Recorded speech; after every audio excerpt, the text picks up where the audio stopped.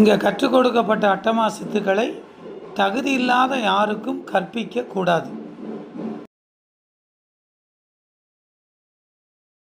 நான் வந்து இன்ஃபோசிஸ்ல மேனேஜரா இருக்கேன். சென்னையில இருக்க.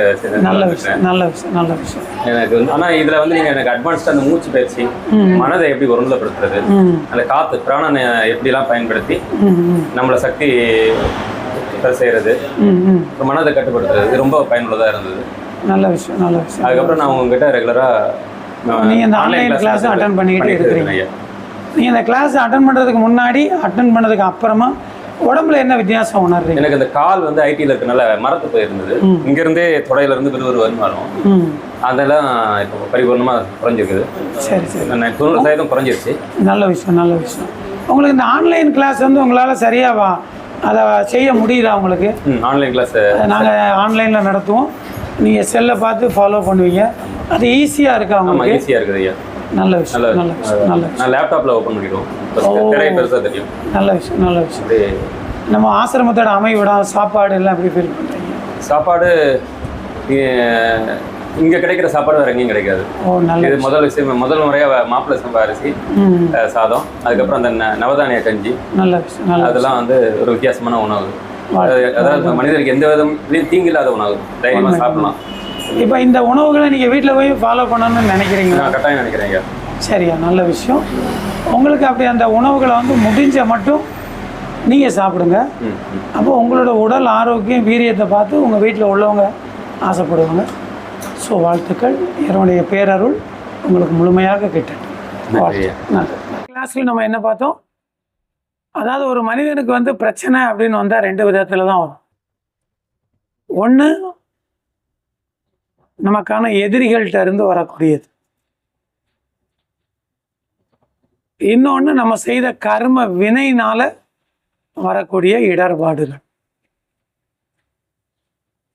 இதில் நமக்கு எதிரியினால வரக்கூடிய பிரச்சனைகளை சரி செய்யறதுக்கு நமக்கான இஷ்ட தெய்வம் அது என்னன்னு பார்த்தோம். இப்போ உங்களுடைய பிறந்த தேதி வந்து 21/10/1998 ஈவினிங் 3:20. அதாவது சுவாதி நட்சத்திரம், துலாம் ராசி, கும்ப லக்னம். அப்போ இந்த ராசிக்காரருக்கு நமக்கான இஷ்ட தெய்வம் அப்படிங்கிறது பத்திரகாளின்னு, அதாவது பெண் தெய்வம்.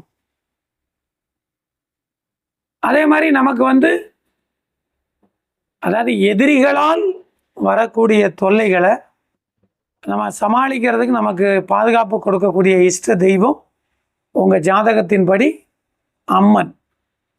பெண் தெய்வங்களை நீங்கள் எந்த அளவுக்கு கும்பிடுறீங்களோ அந்த அளவுக்கு உங்களுக்கு எதிரிகளால் எந்த தொல்லையுமே வராது.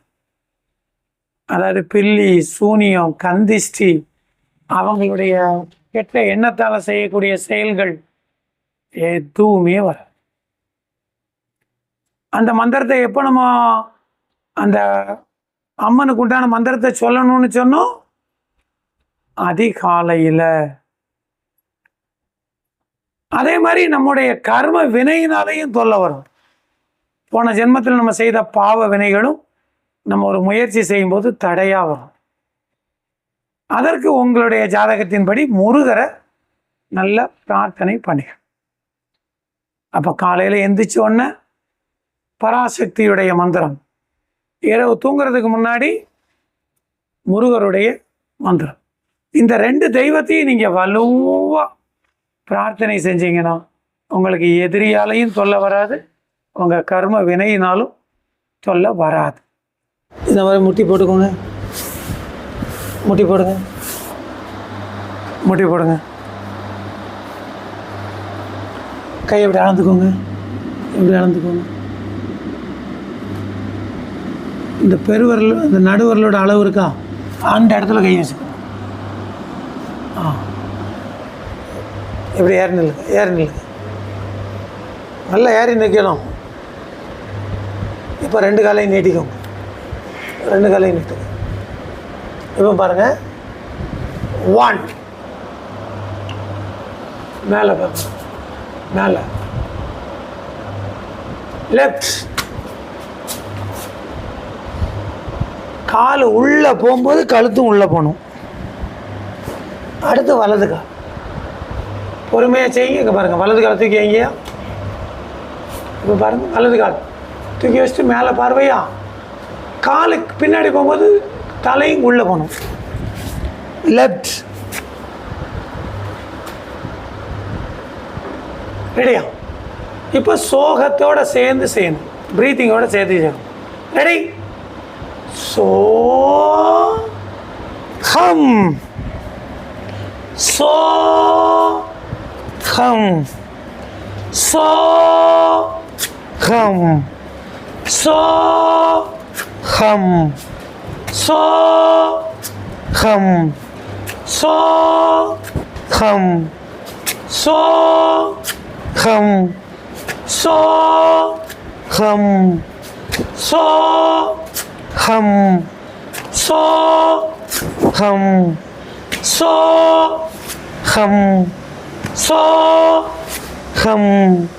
சோ ஹம் சோ ஹம் சோ ஹம் சோ ஹம் சோ ஹம். ரிலாக்ஸ், உட்காந்துக்கோங்க.